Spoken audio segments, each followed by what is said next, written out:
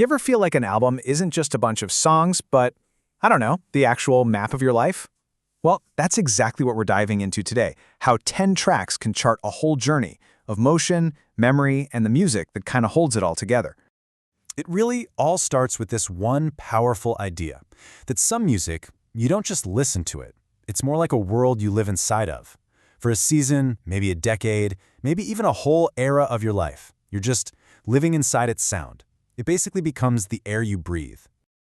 So we're going to take that whole weather system idea and focus it on one very specific, very beautiful album, the Cocteau Twins' masterpiece, Heaven or Las Vegas. We're going to use its 10 tracks to follow the story of this one nomadic, constantly searching life. All right, so here it is. This is our roadmap. This table lays out the entire journey for us, track by track, from a childhood in South Dallas all the way to right now. Let's get into it. Okay, so the first act of this life, it's all about constant motion. These are the formative years, and they're scored by the first 3 tracks on the album. This is where the only thing that's constant is change itself.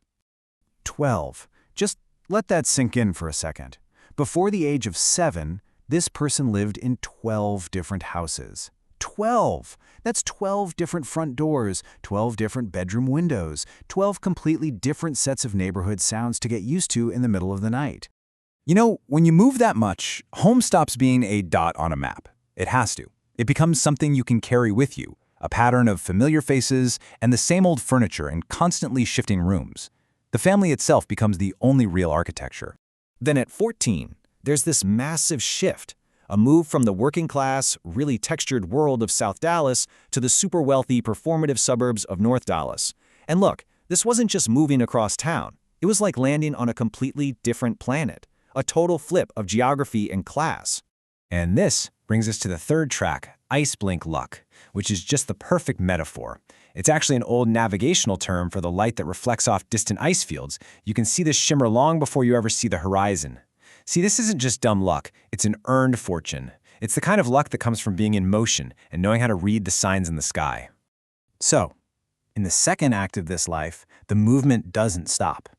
But now, it's different. It's not passive anymore. Now, it's about consciously trying to navigate all that chaos and starting this search for a stable self, a center. And get ready for our next just staggering number, 20. Between the ages of 16 and 21, this person moved 20 times, back and forth between Kansas City and Dallas. I mean, the I-35 corridor basically became a hometown just through sheer repetition. This whole period was defined by what you could call a 50-50 experience, a constant trade-off, right?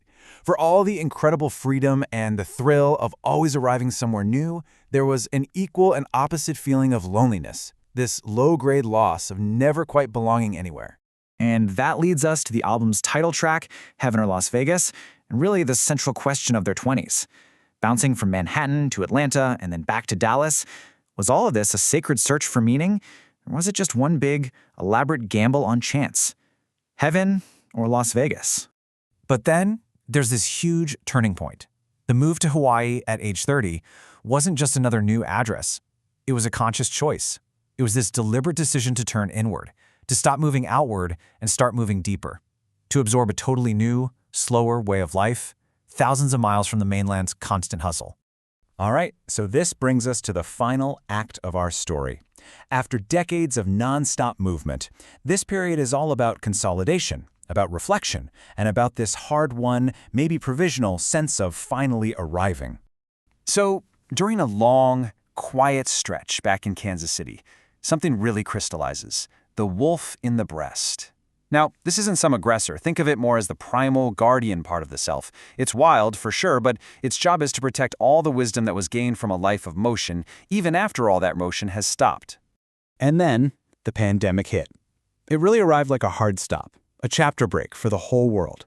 And for the first time, it forced the one question that a life of constant movement always lets you put off. Not what's next, but what do I, at the very deepest level, truly want? And this final move to Victoria, Texas, it isn't about starting over with a blank slate, not at all. It's about finding a place of sediment, a place that holds all the lessons from every stop before it. The ease with new homes learned in South Dallas, the understanding of scale for Manhattan, the deep patience absorbed in Hawaii, it's all here. This line just captures the real nature of this arrival perfectly. It's not an end, it's a celebration. It's a joyful, self-directed life. The Frou Frou Foxes from the album's final track are finally out. They're playful, they're present, and they're running on their own schedule, finally free.